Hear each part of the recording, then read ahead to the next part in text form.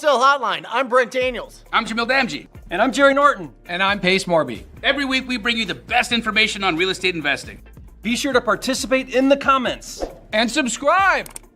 Enjoy the show!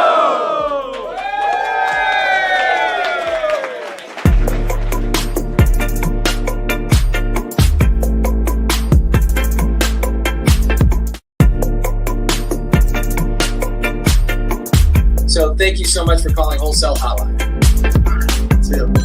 Wow, that's great. Welcome to Wholesale Hotline number 264. I am Brent Daniels, Mr. TTP, Mr. Talk to People, and maybe the other guys will jump on. Jamil and Pace and Jerry are running an incredible squad up summit in Dallas, Texas. This is their third day, and it looked like it was an absolute game changer of an event. Over 3,000 people there. 3,000 real estate entrepreneurs in one spot.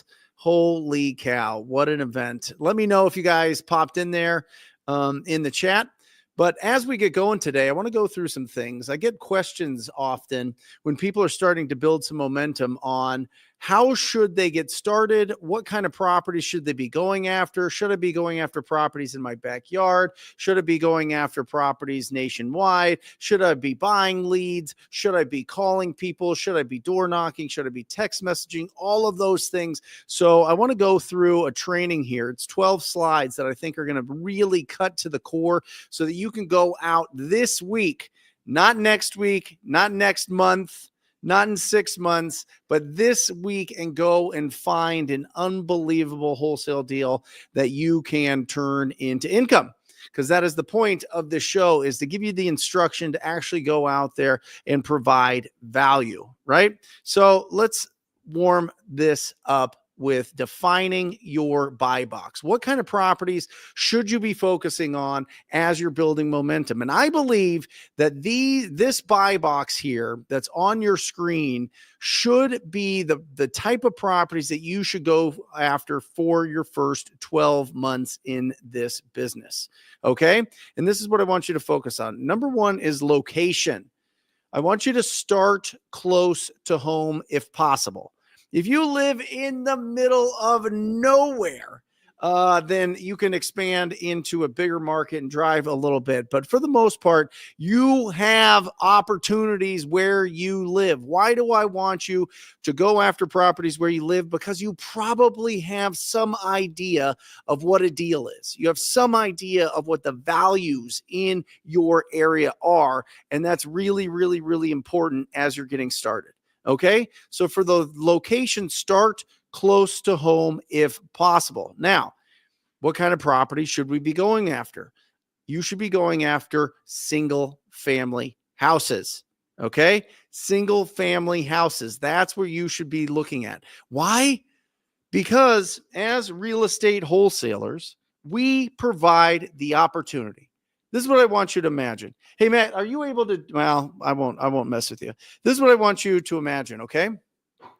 I want you to imagine, we went through this last Wednesday. I want you to imagine that you are a prospector and you're out there panning for gold, and you start finding some gold flecks, and then you will realize this is the land that I can find gold, raw gold. I'm going to have to get in there. I'm going to have to get nitty gritty. I'm going to have to get dirty. I'm going to have to dig. I'm going to have to be in a tunnel. I'm going to have to do all the hard work. But once I get all of these rocks, ground up, and all of this raw gold is put into the furnace, and it's just poured out into gold blocks. That's what wholesaling is. When we take those gold blocks and we give it to the jeweler, it's the jeweler's job to make something beautiful out of it. It's the jeweler's job to go and do all the design and to take it and make sure that they get the most out of whatever they make out of that gold. That's their job. That's fix and flippers. That's people that are building their portfolio. They are the jewelers of the business. We are the ones out in the dirt. We're the ones finding all the best opportunities. Okay? Now listen, as you progress in this business, you're going to have a path here. You're going to have the path of vertically integrating. Do I go buy the land, find the gold, process the gold, melt the gold down into gold bars, and then turn it into beautiful jewelry myself, which is finding the deals and then flipping the deals to get the absolute most profit out of every single deal? That's going to be a decision that only you can make. Plenty of people have built a fortune on just specializing on one or the other, on just being the prospector out there, finding the gold, and being the jeweler out there, designing something beautiful and putting it out to the consumer. Okay. And people have made a fortune doing it both, doing all of it. Right. But you're going to have to decide. And when you are getting started, as you're building momentum in your business, your first 12 months should be in the dirt. Your first 12 months should be going out there and finding the opportunities, being able to recognize the absolute best deals in your marketplace. Because once you're able to do that, you're not going to screw up being a jeweler. You're not going to overpay for the raw gold. You know what I mean? You're going to understand true values. You're going to understand how to evaluate these opportunities. Got it? Good. Let's keep going. All right. Now, single family houses. Start with the single family houses because that's where the jewelers, that's what they want to buy. Those are the gold bars. That's where you have the biggest pool of cash buyer investors in the country are for single family properties. Okay. There's some that will do manufactured. There's some that'll do condos. There's some that'll do townhouses. There's some that want multifamily. But for the most of it, if you look at the stats, 70 to 80% of the cash purchases in your marketplace are going to be single family houses. So go where the jewelers are. Go with the product that they want. Okay. Now, square footage. I want you to focus for properties that are under 2,000 square feet. Why under 2,000 square feet? Because that's where the buyers are. If the buyers, this is the perfect scenario for a fix and flipper or a buy and hold investor. I have a 3-bedroom, 2-bath. It's under 2,000 square feet. I put about 30 to 55,000 into remodeling this property, and I sell it and make a profit of about 40 to 50,000. That is the sweet spot.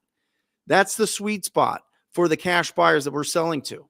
Okay. And your budgets get blown out of proportion when you're above 2,500 square feet, 3,000 square feet, 3,500 square feet. Once it starts getting bigger, then the budgets get bigger and the profits get smaller.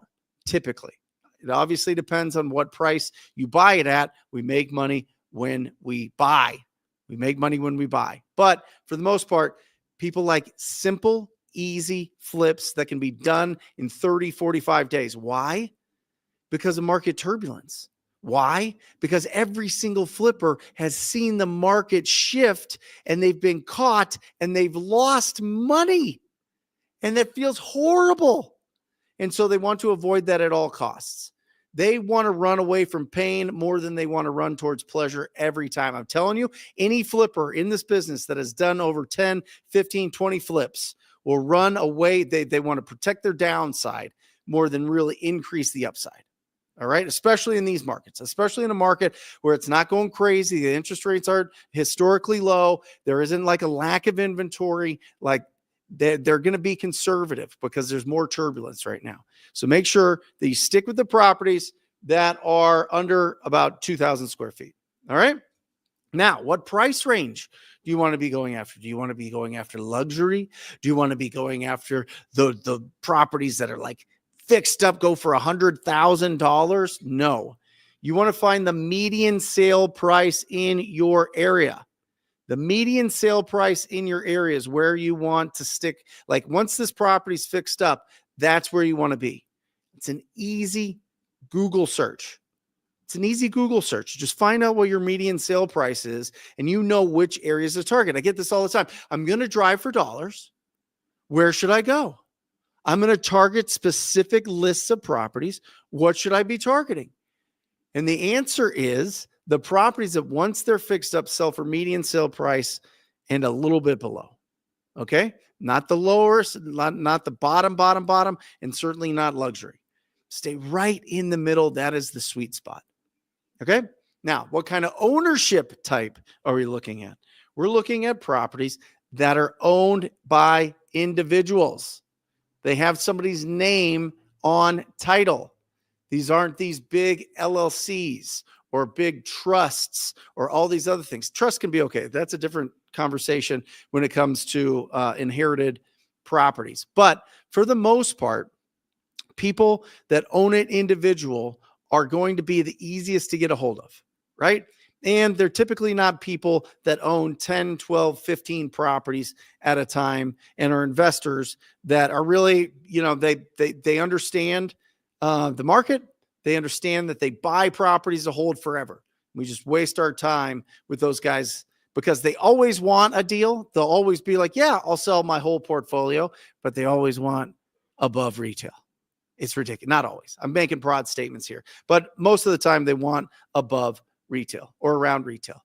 So we want to go with the individuals that just own a couple houses. That's where we're going to find the best opportunities. And the last one for defining your buy box is length of ownership. 7 years. I want the average is you own a property for 7 years.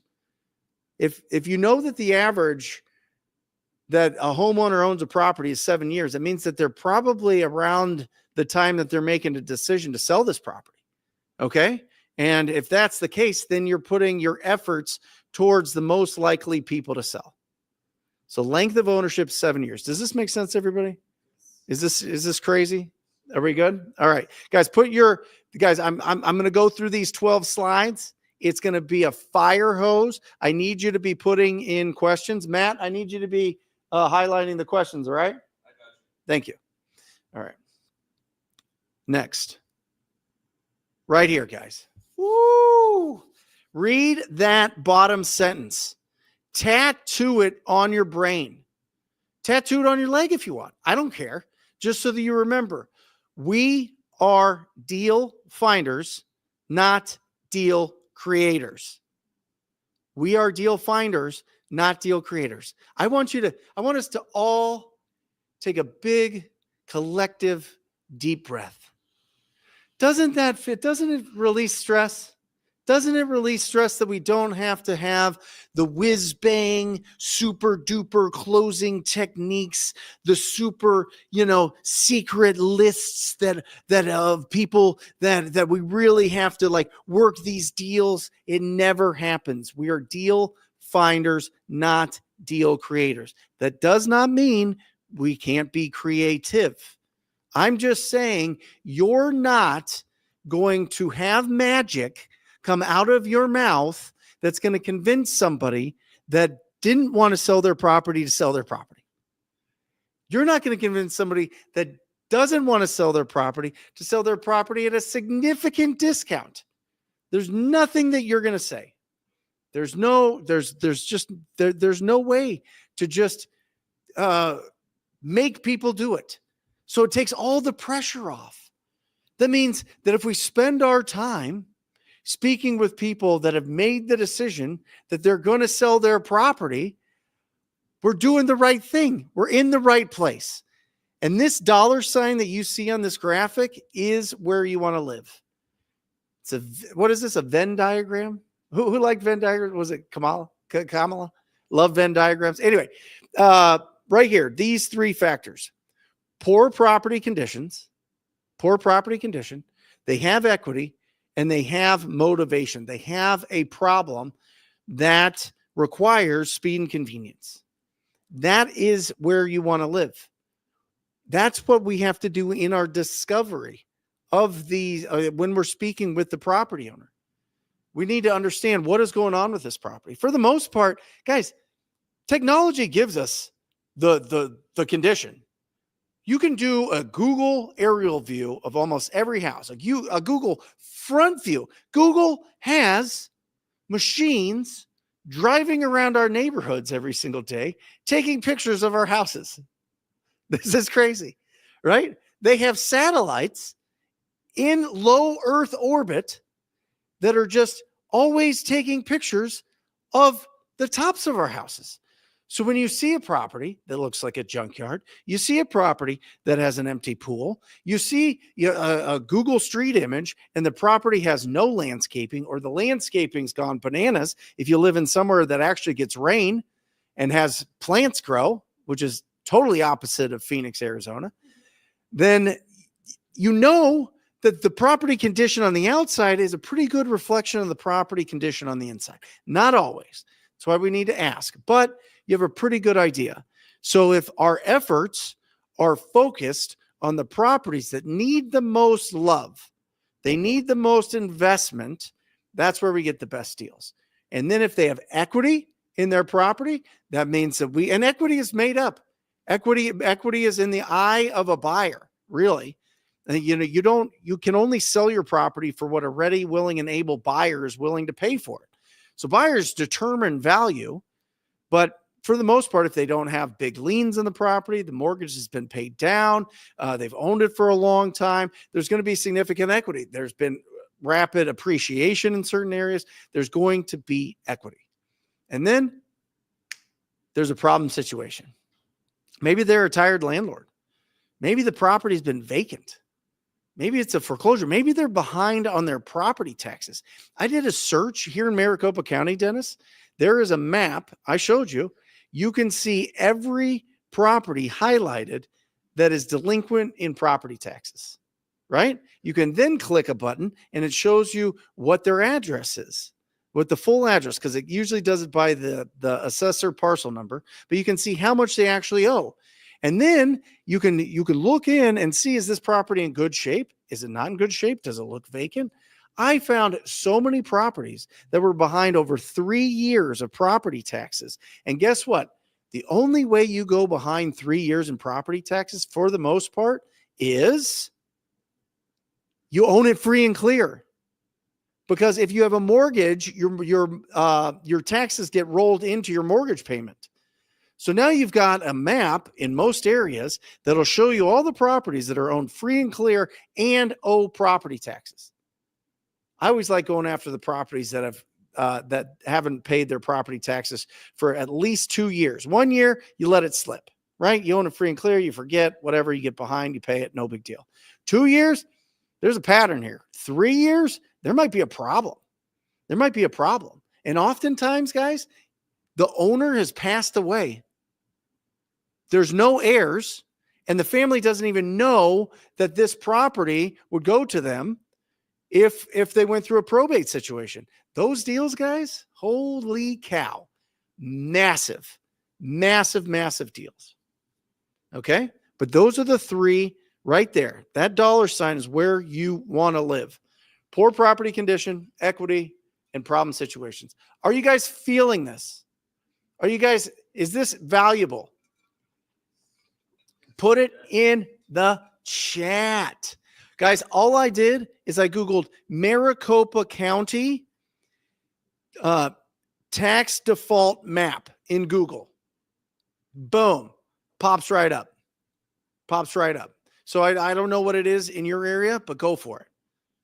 Go for it and start putting that in. Slide number 3 of 12. Boom.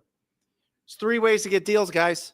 There's only 3 ways. Master your method. Master your method. Number 1, the best deals that you will ever do are going to come from referrals.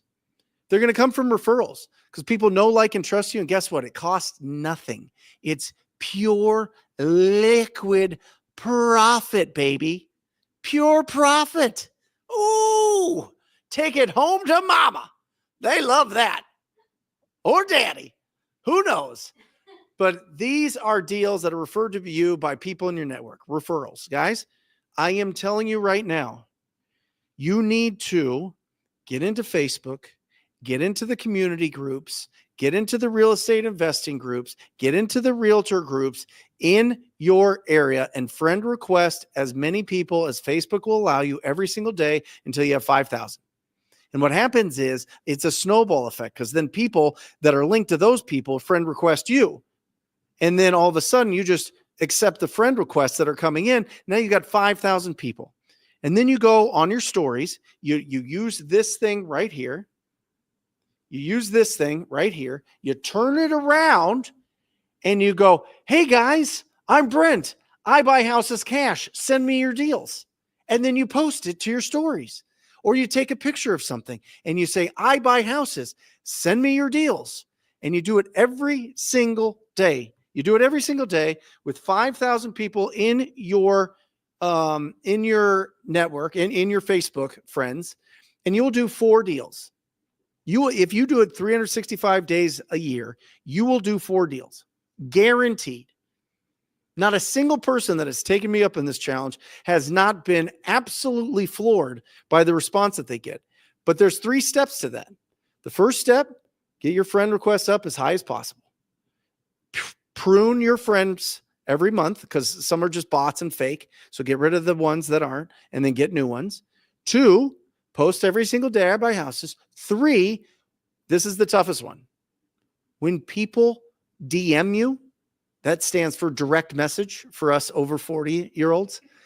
When they direct message you, you need to respond quickly.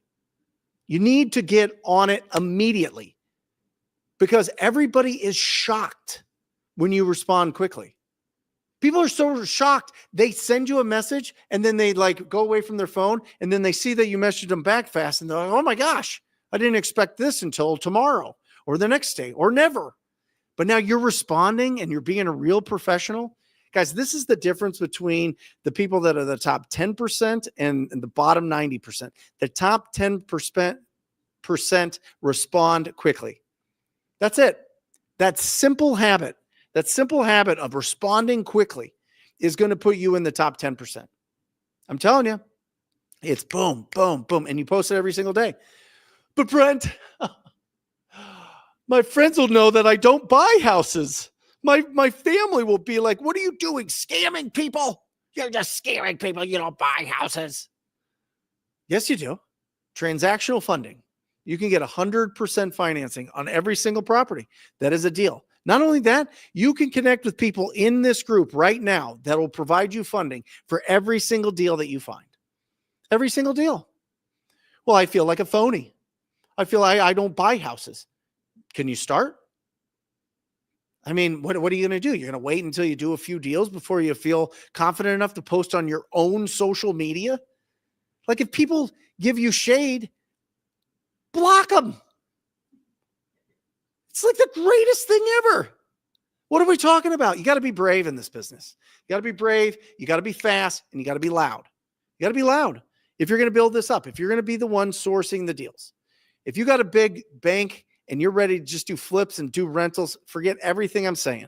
Stay under the radar. Don't let anybody know you got all that cash and just go buy some properties, live your life.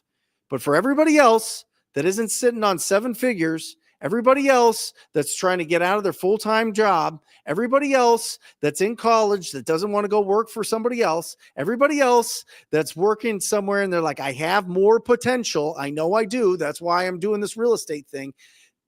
Follow this instruction and build up your referrals. Okay. Number 2, on-market deals. All right. These are deals that are listed on the MLS by an agent.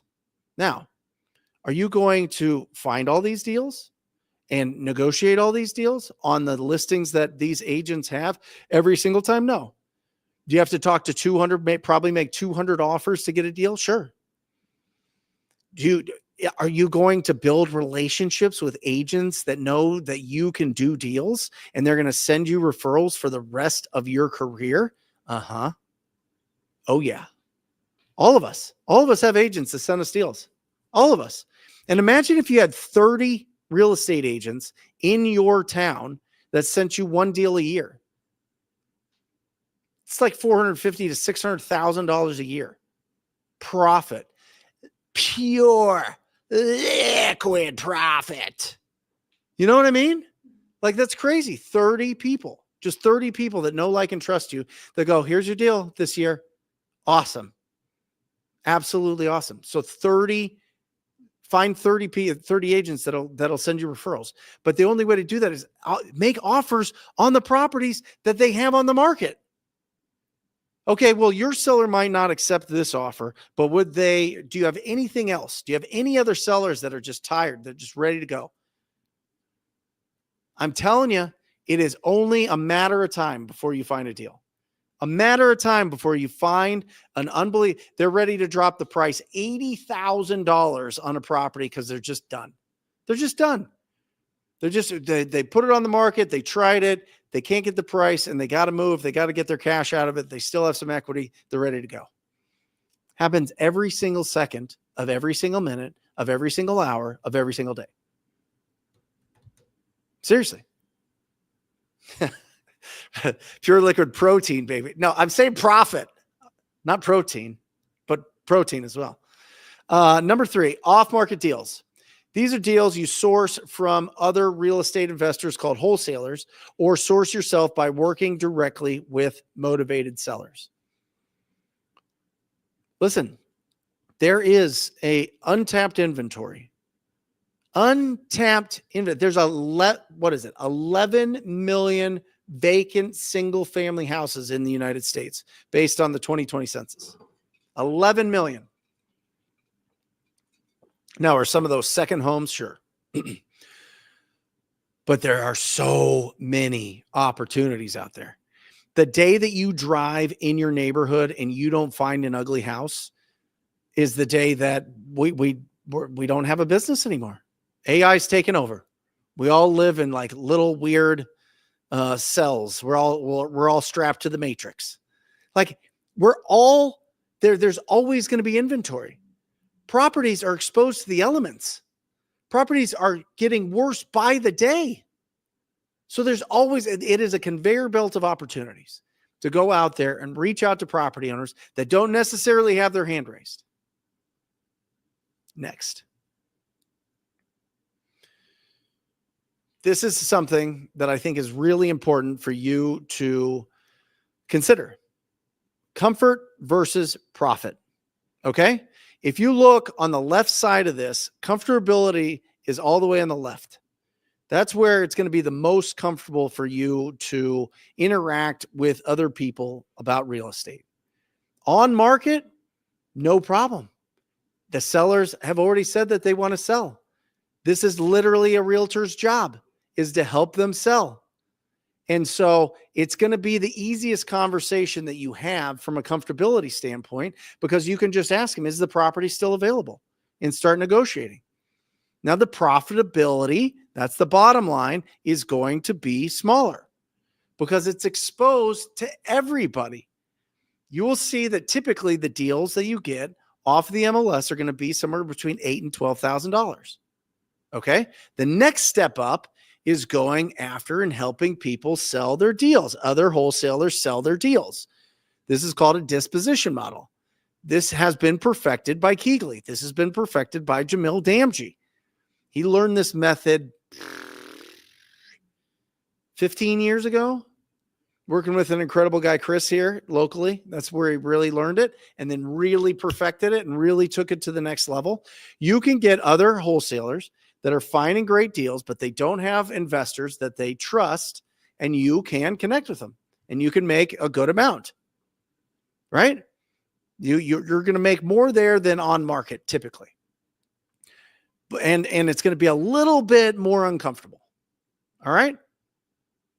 But if you want to be bold and get the most out of your deals, it's direct to seller off market. It's direct to seller off market. So you have to understand, what is your personality? Is your personality, hey, listen, I'll talk to agents all day long. That's not exhausting.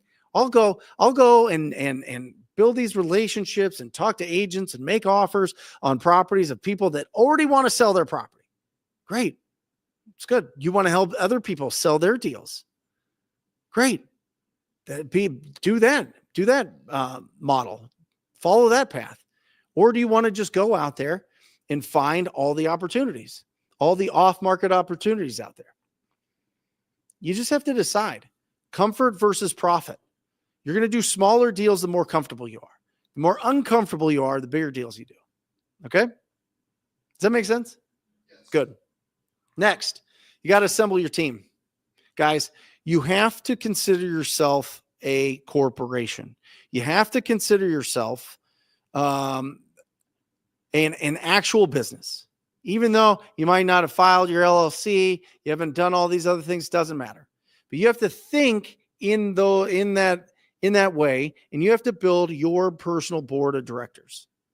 You got to assemble your team.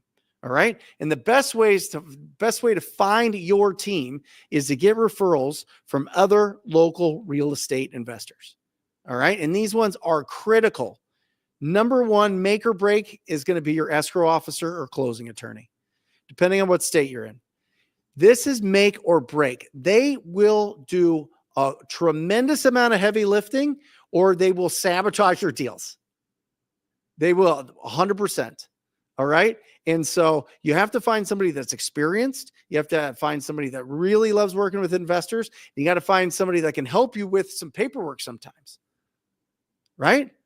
You gotta have somebody that's a closing attorney or escrow officer that works for all the best buyers in town and can connect you guys at a dinner that they hold for title companies.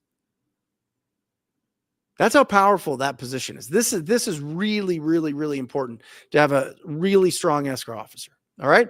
Next is your hard money and or transactional lender. Guys, you can Google it.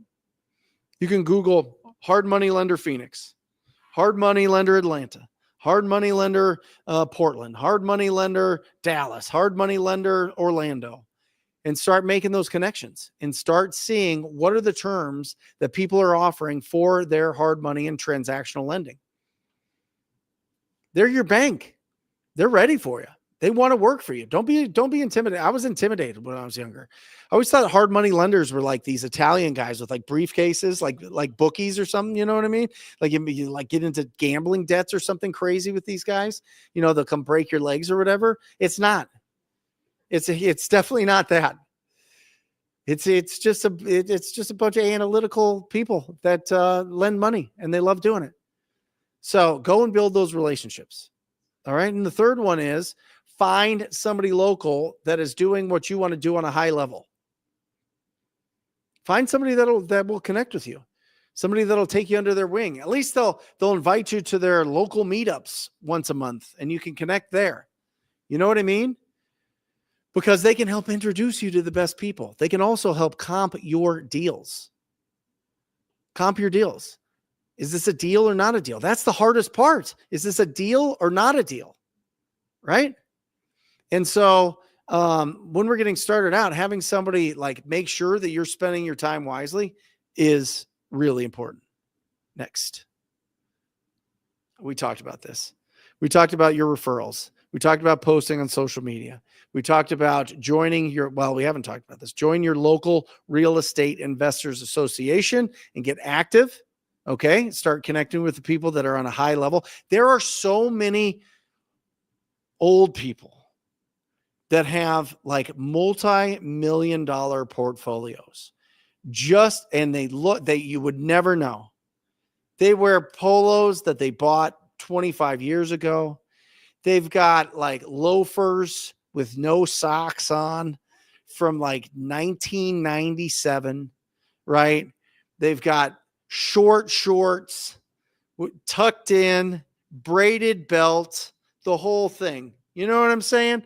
And they're just hanging around in these RIAs because they love real estate and they would love to take you under their wing. They'd love to help you out. They would. So just be brave. Go to those. I mean, they might be a little rough around the edges, but they'll loosen up. All right. And then again, reach out to all the local agents and let them know that you buy houses. Okay. Now let's talk about going direct to seller. Going direct to seller. Jeffrey Long, is that what you're wearing? That's nice, dude. I love it. I'll get to all these questions. The three things you have to factor in when you're deciding how you're going to go find your deals if you're going direct to seller. Okay. Freedom of schedule, cost, and profit margin. All right. Now, do you have freedom of schedule if you're cold calling and door knocking? You better believe it. Why? Because you are reaching out to them. You're initiating the conversation on your schedule. All right. Is the cost low or high? Super low. There's no low. I mean, this is what I did when I owed like $1 million on a judgment. I had no money and I had to go door knock until I found some opportunities. Cost me nothing. Cost nothing. And the profit margins are really, really, really high if you're cold calling or knocking on doors. All right. Now you look at direct mail. All right. Well, direct mail sounds pretty good. I send some mail. People give me calls. That's a step up. I like when people reach out to me. That way I'm not on my back foot and I know that they want to sell and they're the ones calling me. So I can ask them all sorts of questions and they're more open. Do you have freedom of schedule? No way. No way do you have freedoms. If you don't answer those calls live, you're done. If you don't answer calls from your marketing live, you are toasted. They will call somebody else. They'll call somebody else instantly. Even if they'll have a stack. I went into this house one time. I went into this house and it was in Chandler, Arizona. And this guy had an entertainment center and it had drawers. And the drawers were completely filled with 10 years worth of direct mail from investors. All sort, every kind of direct mail you can imagine. And he was literally just snagging it, making some calls, just grabbed a handful. Luckily we were in that handful, just making calls. They'll just call and call and call. They'll get several bids, the whole thing. If you don't answer the phone, nobody answers the phone. You know what people do? They have a answering service. They have an answering service, which builds no rapport. It doesn't help you do any discovery. And then you have to get back on the phone with these people, which is almost impossible. Answer the phone live and do your discovery. It's going to cost you more. It's obviously going to cost you more than knocking doors and making cold calls, right? Because it's anywhere from probably 50 cents to $1 a mailer. And the response rate is going to be anywhere from 0.1% to 1%, depending on the area. If you're in a major market, it's like 1/3% response. So you send out 1,000, you'll get 3 calls. That's the stats. So you spend $1,000. Each one of those calls is $333.33 to infinity. Right. And so it's going to, the budget needs to be a little bit higher. And that means that the profit margin is medium. And then web leads, which is what I specialize in. My guys don't have freedom of schedule. They're pumped because any conversation could be a huge opportunity, but they're on it in 30 seconds. As soon as somebody fills in a web form, we respond in 30 seconds up until 10:30, 11 o'clock at night. Yeah. Monday through Sunday. Every day. Every day. I've got a weekend and evening guy. I've got a Monday through Friday, 8 to 6 guy. That's how serious it is. You miss that. Holy cow. I mean, those leads are, again, $300 each, right? So it's a high cost and median profit margin because of that. The best profit margins you're going to get are going to be from referrals and from being proactive. But it's hard to scale it. That's the problem. But when you're getting started, decide what you want to do. So each marketing channel works if you focus on it. Pick whichever one you can be the most consistent with based on your situation. I said that sentence weird. Pick whichever one you can be most consistent with based on your situation. Whose time do you want to work on? Yours or somebody else's? How big is your marketing budget? Big or small? What are your sales and negotiation skills, new or experienced? Guys, if you aren't used to negotiating, if you're not used to sales, if you're not, which is just like asking really good questions and listening to the answers, then start out being proactive. Start out calling the agents. Start out calling, calling people that that you can have good conversations with on your schedule, right? You can warm up. You can build the skills over time without throwing a big budget at it. And then you've got all these leads coming in and you fumble the bag, as the kids call it. Don't do that. Don't spend a bunch on your marketing unless you know you can do a great discovery process. All right. Next. What lists should you go after? Motivated seller lists are the foundation of any prospecting, of any cold calling, door knocking, or direct mail campaign. Anybody that you're going to be reaching out to and going after, there are two ways to get motivated seller list. One, drive for dollars. Literally just leave your house and go find the ugliest houses you can. Ugliest houses you can. And number two is you can pull from a list company. And there's so many incredible list companies, guys. US Lead List is phenomenal for pre-probates. One of the best. US Lead List, they're sold out in most areas, but it's phenomenal. The Deal Machine, phenomenal. Batch Leads, phenomenal. Property Radar, phenomenal. Nichelist.ai is foreclosures. That's a new one. Phenomenal, right? It's not hard to find really solid lists. Going into your tax assessor or the treasury in your area and finding everybody that's behind on their property taxes is a phenomenal list. And the faster you can get that list and the more hurdles that list has, the better. We were talking about it, Dennis. The more that you have to do research, the more that they don't have numbers for it. Woo! Those are the best. Those are absolutely incredible. Those are big deals. And then I'll tell you what, I'm really, really impressed by Skip Genie. Skip Genie. Skip Genie is an incredible tool for skip tracing the property owners, getting their relatives, finding out if their numbers are disconnected or active, finding out what the caller ID is on those numbers to make sure you're calling the right person. And it tells you whether or not the homeowner is deceased. Skip Genie. Skip Genie. There you go. There's some tools for you. Building rapport. What do you do once you reach out to these people? People are more likely to do business with people that they have good rapport with, right? They like and trust you. Here's some great ways to build rapport quickly, both over the phone and in person. Mirror and match the speed and volume of their voice. People like communicating with people that communicate like them. I'm not going to call up and be bombastic and blow people out of the water with, somebody that's, slow speaking, quiet. They'll hang up on me in an instant. You got to be able to adjust the way that you speak with people. Next, you have to actively listen. Don't just ask people questions and then just be silent. It's creepy. Sure. Oh, that makes sense. Oh, yeah.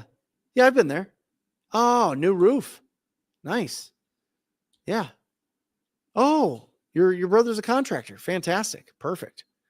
Oh, you don't like your brother. Okay, great. You know what I mean? Like, you need to actively listen and respond, not interrupt. There's a fine line. There's a real skill. But people that people feel real comfortable with, they know that they're listening to them because they are responding. They're actively listening. All right. Next, don't add friction to the conversation.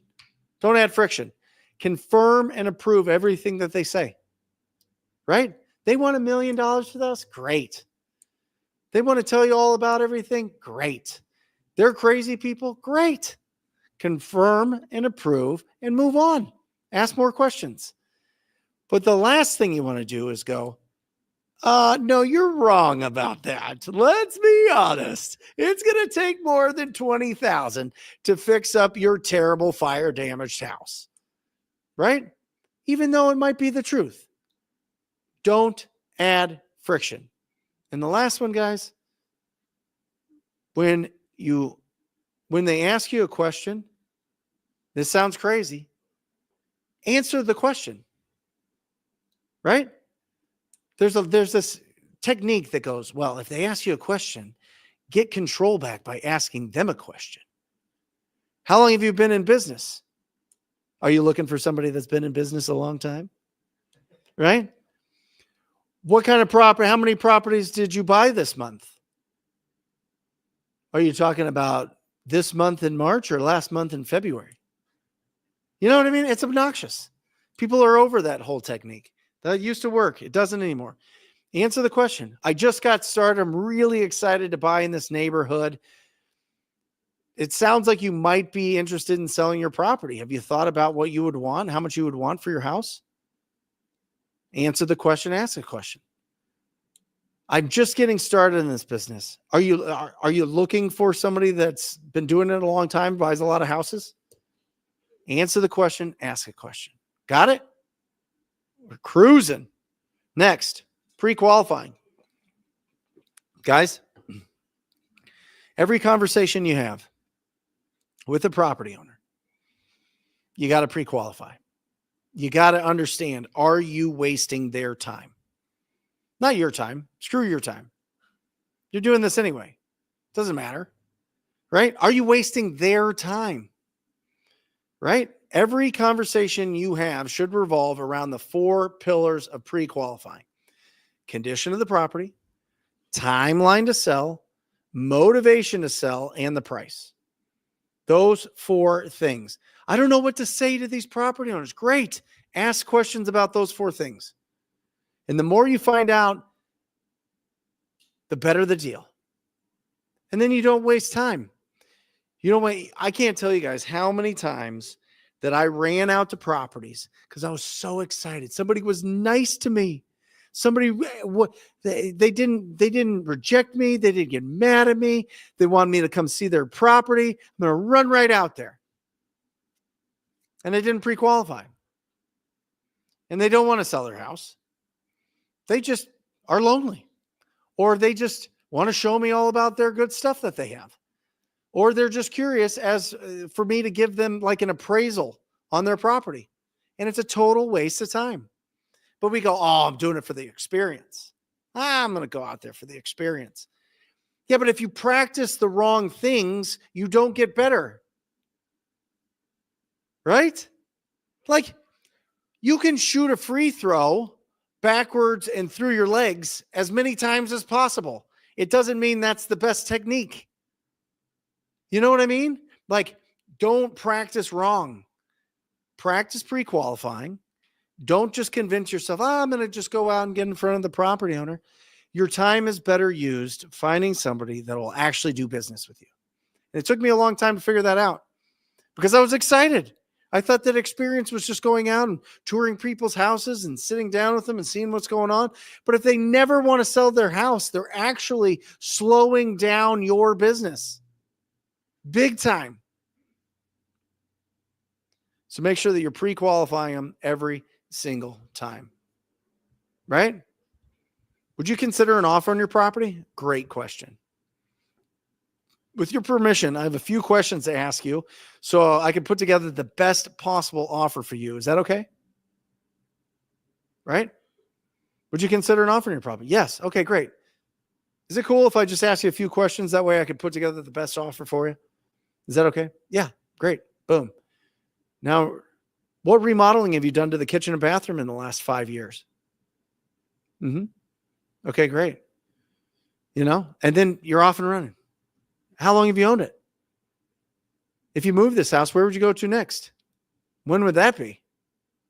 Amazing. Oh, it's a rental property for you. Is it month to month or is it a long-term lease? Oh, month to month. Do you think your tenants would be comfortable moving out if they got a 30-day notice? No? What do you think would be appropriate?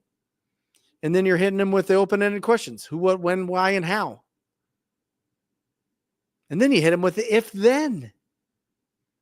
If I could get all of these things that you're worried about taken care of, then are you ready to move forward? Boom. We're cooking today, guys. We are cooking. This is the last one I have, slide 12. And then I'll open it up to questions, guys.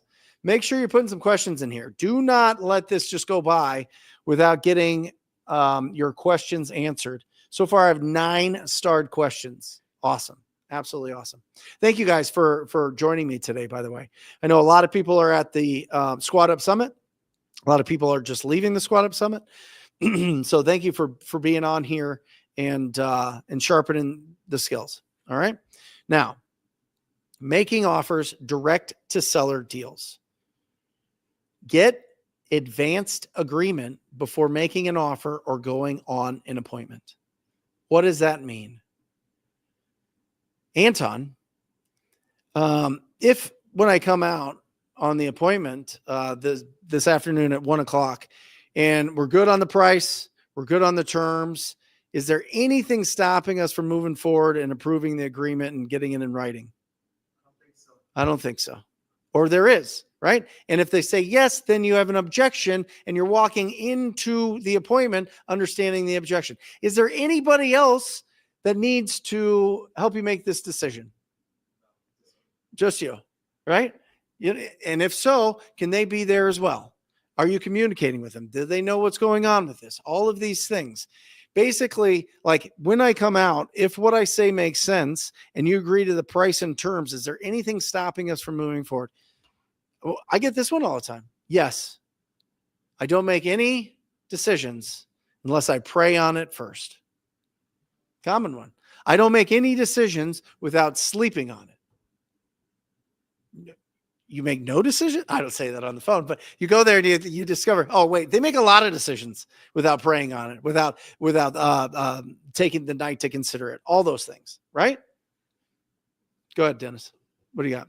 If there is a wife that's on the deed, doesn't she need to be there? Yes, if there's a spouse on the deed, they need to be there. Yep.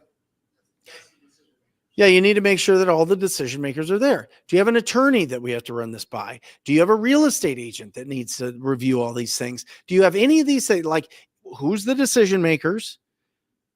We've gone through, what the expectations are and when you want this property sold.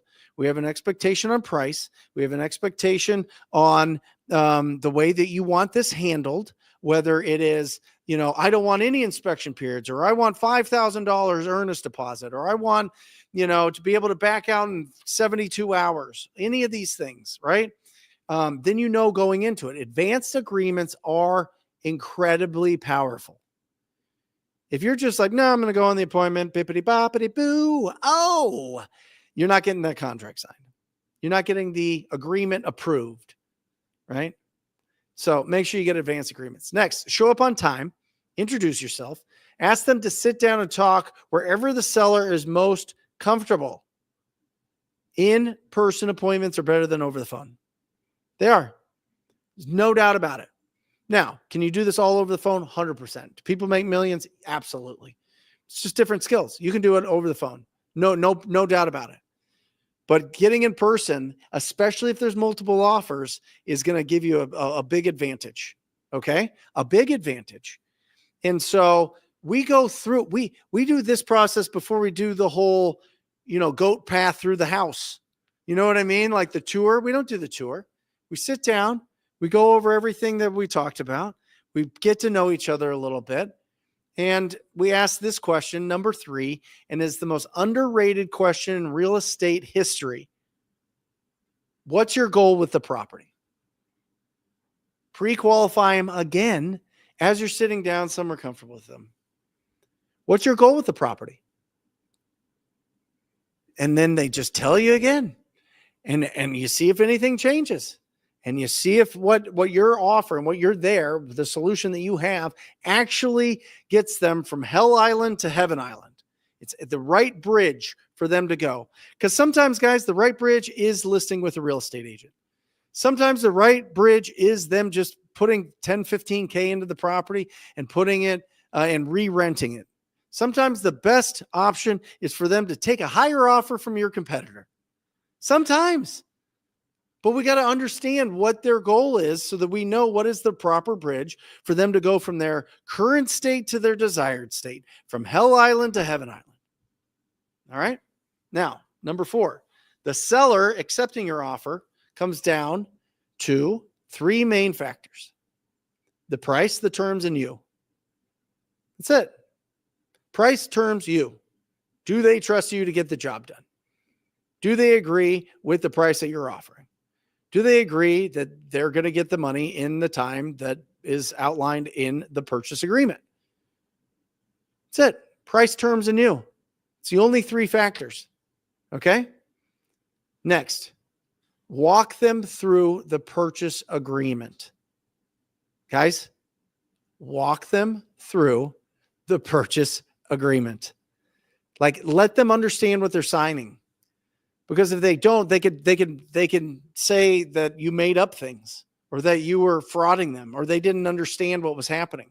And I highly recommend, if you can, Arizona is a one-party state, which means you can record any conversation. But if you need their permission, just be like, I'm going to just make sure that this is recorded.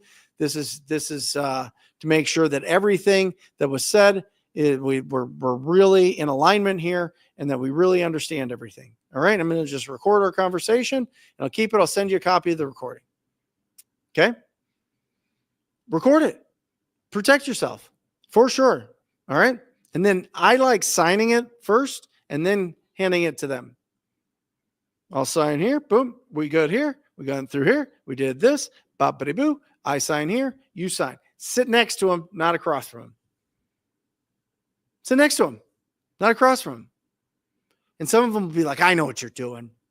You're trying to butter me up. I'm going to sit across from you while we negotiate. You got me. You got me. I just want to be, listen, I think that we should have synergy in this, and this should be a win-win for both of us. But if you feel like, you don't trust me yet, I totally understand. Then all of a sudden they start scooting closer because you go through things and you explain things and they feel comfortable. And then you earn their trust, which should happen. All right. Next, set expectations for what's going to happen next with the buyer walkthrough or inspections, depending on what's happening and how often you're going to be communicating with them. I'm going to be calling you every day. We are going to be best friends for the next 30 days. You're going to be talking to Erin, my transaction coordinator, and she is the greatest person on our team. She's going to take care of you on anything that you need. She's going to be your point of contact, and she's phenomenal. She's going to reach out to you. She's going to be in constant communication with you. If you have any questions, make sure that you just reach out to Erin. They love it. Set the expectations, because the worst thing that happens, and the number one complaint in real estate, whether it's from a buyer or a real estate agent or a seller, is lack of communication. Seriously. That is the number one complaint about real estate, lack of communication. It is nerve-wracking to sell a house. It is nerve-wracking. Your whole life's topsy-turvy. Everything's going crazy. Whether it's a vacant house or not a vacant house, things could back out anytime. People could try to renegotiate with you anytime. You've got all of this paperwork that you have to fill out for the title company. You have to give them like a blood sample and a hair sample, and you have to tell them the last 15 meals that you ate. You got to go through all these hoops. You got to go through all these things. It's frustrating. It's a long process. So having somebody friendly there that's going to help you and make it seem like you're not a crazy person and you know that this is stressful helps. That's how you get good reviews. All right. Number 7. Now we walk through the house and we take a lot of pictures and videos. Guys, minimum 60 pictures. Let me say that again. Minimum 60 pictures. Put your phone on 0.5. I don't know how to do that. You'll figure it out. There's a Google video. There's a YouTube video on it. There's a little button on your iPhone. And if you don't have it, there's something else. If you don't have if you're not an iPhone user, put it on 0.5 so that you can actually get now don't get crazy with it. Don't put a fish lens on it and make it look like, the palace of the Sultan of Brunei. But take pictures. Take it from your chest. Take it landscape. Take it regular. And get videos of everything. And take pictures of everything that needs to be done to the property. It helps people make decisions faster.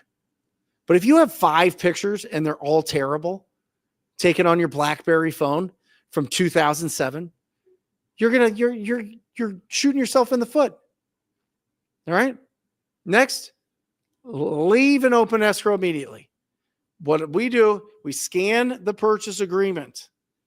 You can do it with just your iPhone, or I like Turbo Scan. It's an app. You scan it, you email it instantly to escrow, you email it instantly to the property owner. They get a copy. They get a copy right away. And then get out of there. You're going to screw it up. You're going to be, oh, yeah. I'm so excited and happy. And you're going to be all like a bobblehead in there after they sign this purchase agreement. And they're going to be like, this is getting weird.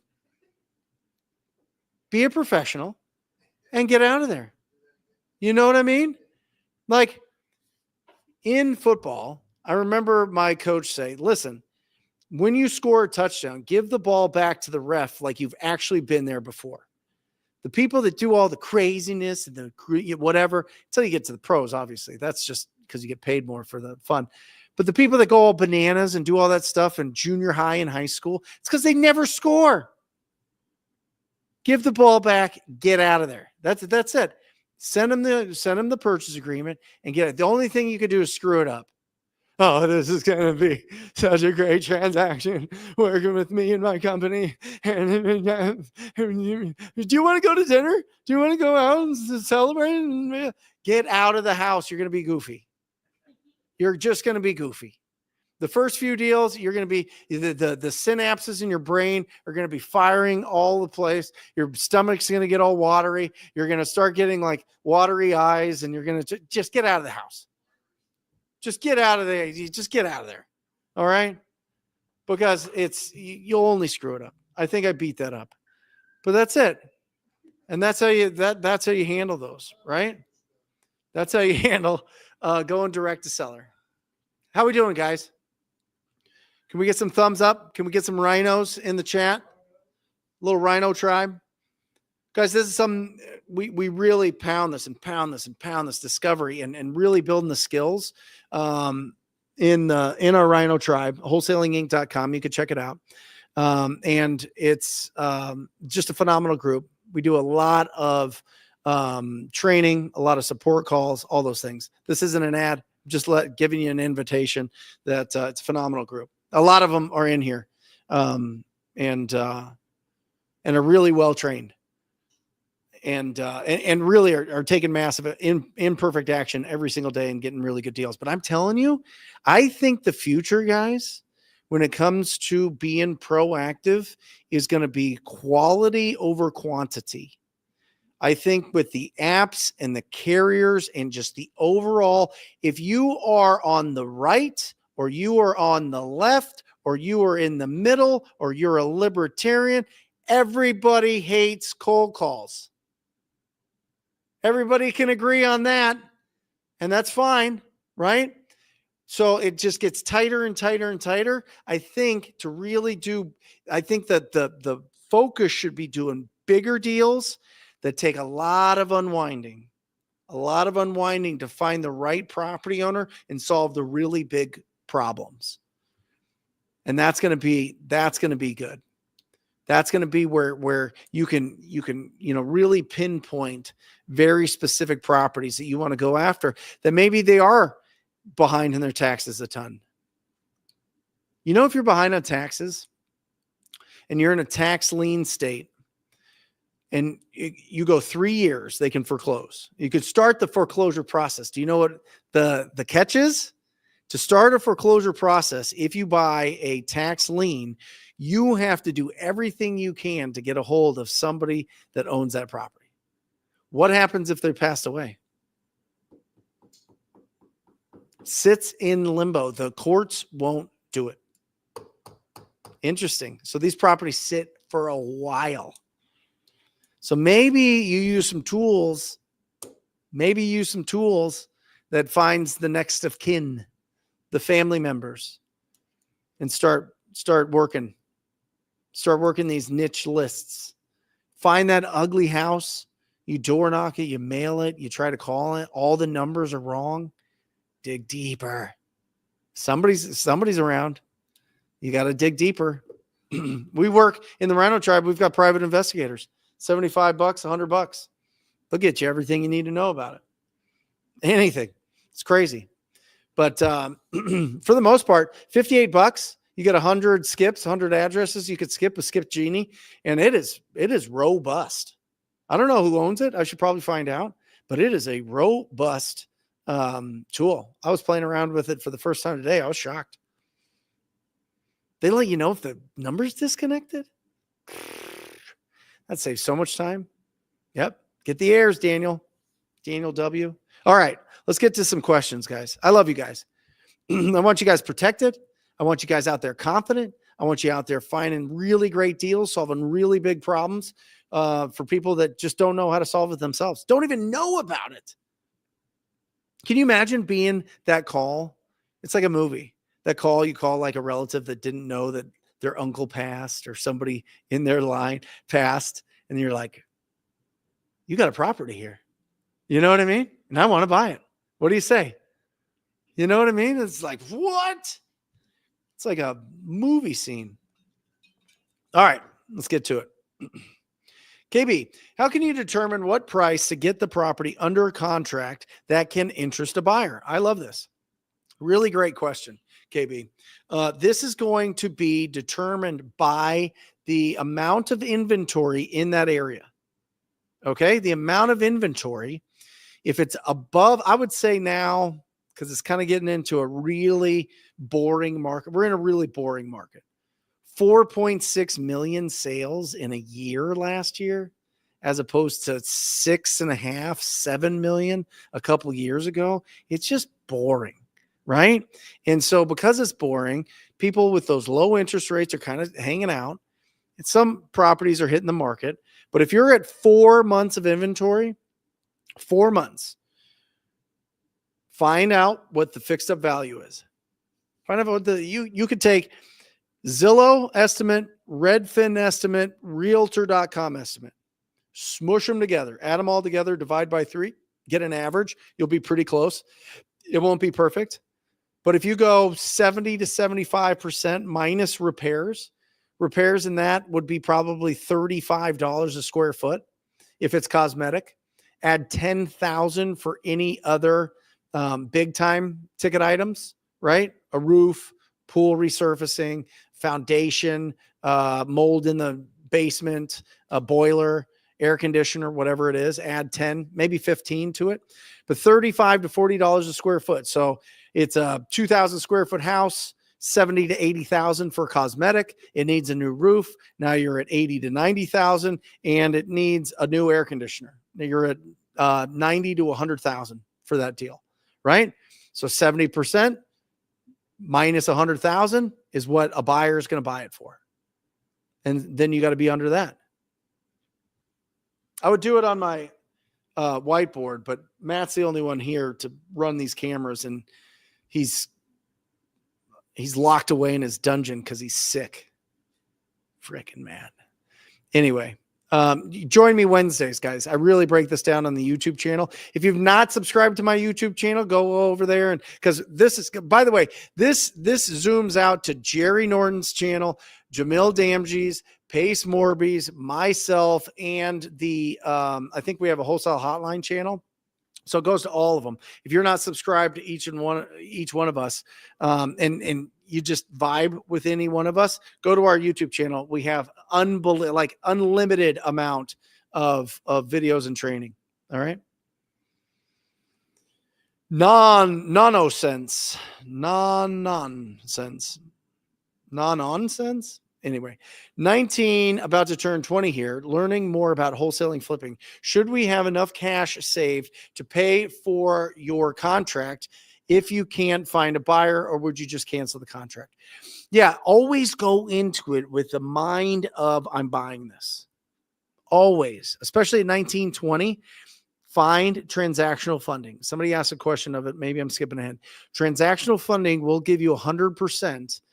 If one, you've got a buyer that you're already selling it to, and two, if it's a smoking hot deal, they'll give you 100% financing. Okay. And so You can buy these properties. You can be the buyer, or just disclose to the property owner. I don't have the cash for this, but I have a collection of friends. I have a network of people that I'm going to put this in front of, and I'm going to see if they want to buy this deal from me. Disclose either way, right? And then if it's a good deal, it sells instantly. You don't have to convince people to buy great deals. All right. Tracy, what happens if the tax owed or code violation exceeds the value or make it where is not enough money to make a good deal? Now we are talking, Tracy. Taxes, nothing there. Taxes are taxes.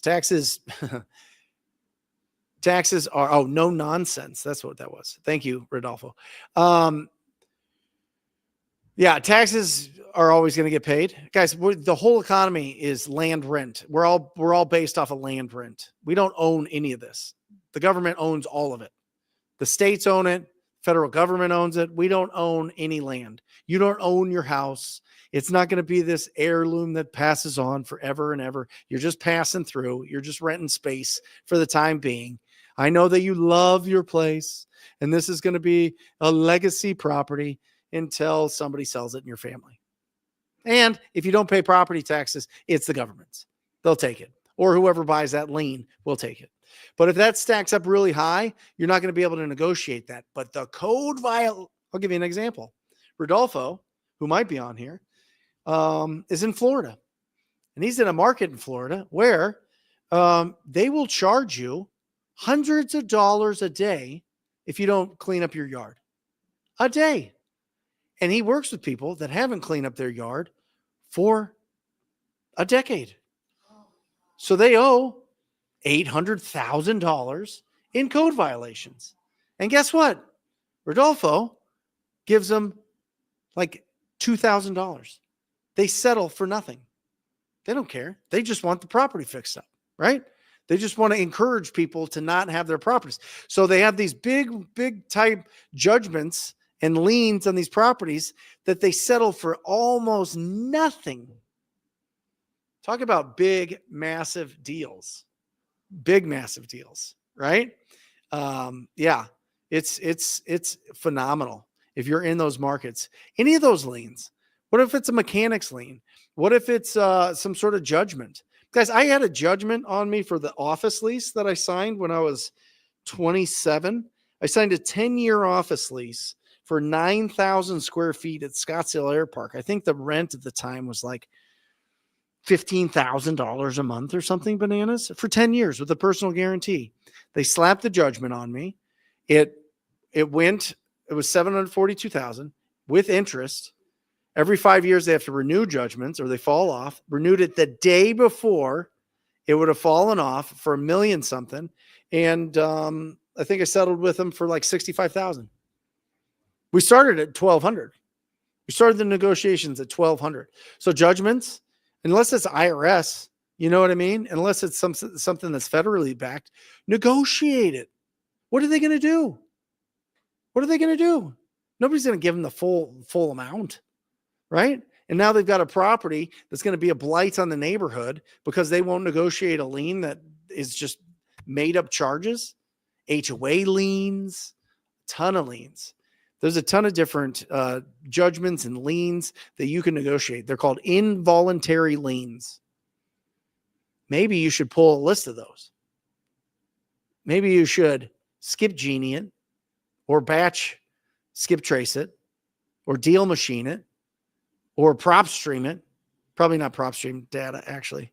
And call them up and see if you can help these people out. Sometimes they're like, hey, give me $5,000. I'll deed you the property. You go negotiate it. Good luck. Happens all the time. All right. I answered that one. Sam. No, I answered that one. Transactional funding. Here we go. Jay, would you recommend a local investor who offers a mentorship?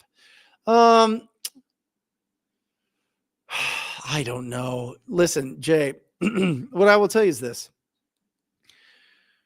you got to feel good in your gut about the mentorship. You have to have, in my opinion, you have to have access to the mentor. You have to have access to their team. You got to have really good people surrounding you, and you have to really connect with the community that's there. So there's some local guys, but I think that they just do it like here in Arizona. Like I've tried to do it when I was younger coming up, and it was like, give me $10,000 and I'll look at the deals that you bring me, right? Type of thing. And it just felt like they just weren't good teachers. I think you have to have somebody that's just a natural teacher, because it doesn't matter. This is my opinion. I don't care how much money you've made. What I care about is how much money have your students made. You know what I mean? Like, how successful are your students? That's kind of the way that I filter it. That's why I went with Tom Kroll. Tom Kroll had been in the business like a year, like a couple years, maybe. I mean, he'd done some good deals, but I knew people that did way more than Tom. But Tom just simplified it. You know what I mean? And then my business tripled and quadrupled, and then just went, 10x, and it's been great ever since. So I think you go for people that are real, that really love teaching. They're just natural teachers, and they're successful. You don't want somebody that's just in theory. You want somebody that's actually successful. But some of the most successful people are awful teachers, and it's a money grab. And they say things like, "Well, I started coaching because so many people were like, 'Hey, can I pick your brain?' And I was like, 'Well, I better get paid for this.'" That's the wrong energy, in my opinion. All right. Boom. John Johnson in the house. Love you, man. Thank you for all that you do. Any thoughts on how to combat leads that have bad title or sellers ghosting? Have I just hit an unlucky path? Yeah, dude, I am telling you, John, I hope you're still on here. There is so many scams going on right now. There's so many freaking scams of people taking people's identity. Just happened to us. Literally just happened to us. A group out of Nigeria, and had fake IDs, had fake paperwork, had the names down, had the information about the property, had looked through all of the rental records, knew everything about the rental records, knew everything. They could answer anything about these properties, had it down. It was like a $25K deal. And the title company caught it. They're just like, nah, this is crazy. So there is some of that going on, John Johnson. So be very careful and have really good title companies. All right. One of our deals was just on World Star. The gal that somebody was squatting in her house, looked just like her, had fake IDs. They caught him, went to jail. The detectives came in during my live show on Wednesday. I'm like, what is going on? My whole team's up looking around. And because we just told them who these people were, and they caught him because they were like, hey, the wire hasn't hit. The wire hasn't hit. The title, they found some way to catch them. But yeah, they literally, the gal didn't want to sell her house, didn't even know. It was like a vacant rental property for her. And somebody went into the property, squatted. The neighbor was one of their friends, came over. Was like, yeah, they live here forever. To our acquisition manager. Fake IDs, fake everything. Insane. Absolutely insane. Obviously, they caught it. Obviously, title got the property back, title to the owner. It was wild. Anyway. Yeah, I mean, listen, remember this, John Johnson, and everybody, 70% of your income comes in 6 months, 6 months out of the year. In a 12-month period, 70% of your income will be in 6 months. That means 30% is in the other 6 months. Keep dry powder. Understand there are cycles, and it doesn't follow a pattern. It's crazy. It's not like an air conditioning business in Phoenix where everything gets super hot and now they're like super season during the summer months. It's not like that. It's all over the place for some reason. I mean, there's some times that are faster and slower than others, but not by big. There's nothing that you can really track. But yeah, I mean, listen, if you're dealing with some sellers ghosting you, then you haven't dug in. You haven't really, really, really built that trust and rapport. And sometimes they just they got other things going on. Like real estate's our whole life. It's like the last thing they think about.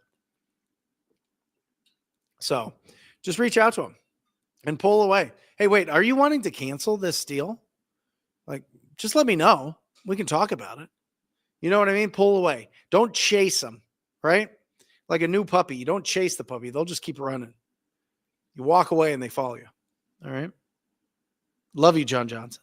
It's very tall, very handsome. Watch out, ladies. Well, no, he's got a lady in Colombia, I think. I think he lives in Colombia. Maybe Brazil. Brasilia. Kathina. I've been calling a lot of PPL, and most have said they've received so many calls. One guy told me he's getting 50 calls a day. Wow. Let your PPL company know. Let me know who that is, because they're obviously selling their leads too much. All right. Now, if you're buying the like discount leads at the end of the month by some of the PPL companies, you're just gonna have to deal with it. But if it's for the most part, you want to be with a PPL company that'll just sell the lead to you. I mean, depending on your budget, but figure $100 to $300 a lead. All right. Fire logistics. Brent, what do I do with properties I find that the owners are deceased? Probate. Learn probate. And learn probate enough to talk about probate. Don't fill out the forms for probate. Have an attorney do that. There's a lot of attorneys that'll get paid through the sale of the property. So they'll go and do everything. Or, you know, they take a smaller deposit just to make sure that it goes through. But have the probate attorneys go and take care of that. And there's some great ones. But that's what you don't want to navigate those. Some people do, and I get it. But I think that there could be a conflict of interest there. And so you just, you know, if you can get an attorney to walk through that process, that's the best. That's what we do. Connor, what would you say to someone that is more introverted to help get out of their shell, to help them start working this business? I love it, Connor. I mean, listen, I think people put labels on themselves. I mean, I think that some people are just naturally shy unless they're around people that they're comfortable with. But then if they come out of their shell, so to speak, with people that they're comfortable with, why can't they just get more comfortable with strangers faster? Can't you build that skill? Or is that a self-limiting type of thing? You know what I mean? Where you're like, well, I don't, you know, I'm a little bit, you know, I don't want to do this. But I would say this, you know, if you're more introverted, what I would do, Connor, is some of the most introverted millionaires I know are flippers. Seriously. That's why they would never go and find their own deals. Never find their own deals because they don't feel like they're good at communicating. They just want the deal. They're more creative in making sure that they're running crews and hiring the right people and are more analytical in nature. So maybe it's just one of those things, Connor, where, you know, you find some good opportunities and you raise funds to do flips, and maybe you don't source it. Maybe you talk more with real estate agents. Maybe you buy deals from wholesalers. Or maybe you just remove the label and see what happens with that.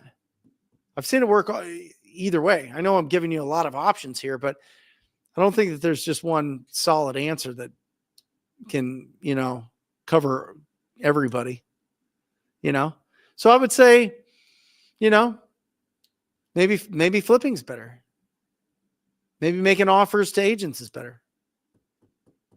But, I'm just telling you, the people that go out there and are the loudest and have the most conviction about this business do the most deals. Unless they raise funds and do flips. Raise funds, do flips. I've got a couple guys that are just like, I got to do everything I can to get 3 words out of them. You know what I mean? And they make millions. So you could do it both ways. Declaration home buyers. Is it okay to go on an appointment if you have everything except the price? Sure. Yeah. But I like throwing it out, you know? Hey, before I come out, I was just doing some research, and it looks like your neighbor who sold their house in the last few months, similar size, it sounds like similar condition to yours, sold for this amount, 150,000. Is that kind of what you were thinking for yours? Are you crazy? I wouldn't sell it for anything less than 500,000 or something ridiculous, whatever it is, right? At least you're pulling out the price. And you could be honest with them. Look at a comp around. You'll find a comp within a mile that sold for something ridiculous. They just sold similar condition, similar size for this amount, right? So that's how you pull it out. That's how you make an offer without making an offer. That's how you just try to see if you're in the same area. And then go on that appointment. Price is the last thing. Price is, people are realistic when they come down to it. Sometimes. Tony Mensch, Denver Realtor. We talk a lot about max allowable offer. What about best terms to offer both on and off market sellers? Yeah, I mean, I think the best terms, it depends on if they want speed and convenience, Tony. This is the problem that I had. I was an agent for a really long time, and I would sit down with these property owners that had really rough properties. And in the beginning, I said, listen, if you do these repairs to your house, because at the time when I was really getting into this, Tony, and maybe you have the same experience, it's like 14, 15. And now I feel like it's the same, where the appraisers are almost like inspectors themselves. They'll shut down a deal if everything isn't like in really good shape. Not just FHA and VA, right? But like even some conventional loans, they would throw shenanigans about, chipping paint if the house was built before 1978, or rotting wood or whatever else. So I would go and I would say, hey, listen, hey, if you put this amount of money into your property, you could sell it for this amount. If you don't want to do anything, my cash as is offer is over here. It's like $60,000, $70,000 less than this. You can make $50,000 more if you just take care of these things. Tony, every time they picked the second plan because they wanted speed and convenience. They wanted speed and convenience. And so when you put more cash down on a property, it's higher risk. When there's higher risk, the reward has to be higher. That's the only reason that you would do that. That's the only way you would stay in this business for a long term. So when it comes to terms, close in a week, close in 2 weeks, $10,000 non-refundable earnest. Fine. What do you want? Work with your title company? We'll figure that out. Sure. You know what I mean? There's nuance to it. Typically it's when are we getting it? When do they get their money? When is it going to be done? Right? Close of escrow. How much earnest are you putting down? How long is the inspection period? Who's the title company or closing attorney? Those are the main things that you're really negotiating. And obviously the price. All right. I got one more. Glenn, Brent, have you heard from the buyers if they are adjusting their rehab budgets higher when the tariffs kick in? No, I have not heard that. Interesting. It's supposed to be tomorrow, right? April 1st? Or no, it's April 2nd because of, what is that day? April Fools, right? No, I don't know. We'll see. We'll see if lumber goes crazy. We'll see if, all the prices of everything go crazy. We'll see. I don't know. We'll find out. But that just means that, the sellers get less. So there you go. Great time with you guys today. Thank you. Thank you for being on here. Thank you for participating. Again, if you haven't subscribed to Jerry Norton's, Jamil Damji's, Brent Daniels, that's me, and Pace Morby's YouTube channel, go ahead and do that. Put a lot of love and effort into that. I do a live show usually every Wednesday at 10 o'clock Arizona time, which is now on Pacific Standard Time. And so join us. We have a phenomenal, we're going to be doing some cold call breakdowns of actual call recordings. And I'll tell you what went right, what went wrong, and give some critiques so that you can be better on the phone. And just focus on talking to people, focus on taking massive imperfect action today. You are powerful. You have so much potential, and everybody can do this business. I did a podcast today, 26-year-old, been doing this business 3 years, out of Florida, out of Northwest Florida. He started calling on single family properties, did about 20, 30 deals, started going into multifamily. I had my notes here. March 14th, he closed on a property. March 28th, he sold that to his buyer, closed on it, got wired net after all the costs. He actually got wired $1 million plus net income to him, $860,000 from one cold call. From one call. It was a listed property on Crexy. He got it $1 million off the list price. And then sold it for the list price, essentially, after he closed on it. And he got 100% financing for that deal. No. He got 90% financing for that deal. 90%. No. Yeah, he had to put $200,000 down. But he had that saved up. 90% closed it, had the buyer already lined up. They closed it 2 weeks later. Wire into his phone, 26 years old. $860,000. Anybody can do this business. Anybody could do this business. He was in this business 3 years. Who are you going to talk to this week? What conversation are you going to have that's going to totally change everything, the trajectory of everything this week? That's all it is.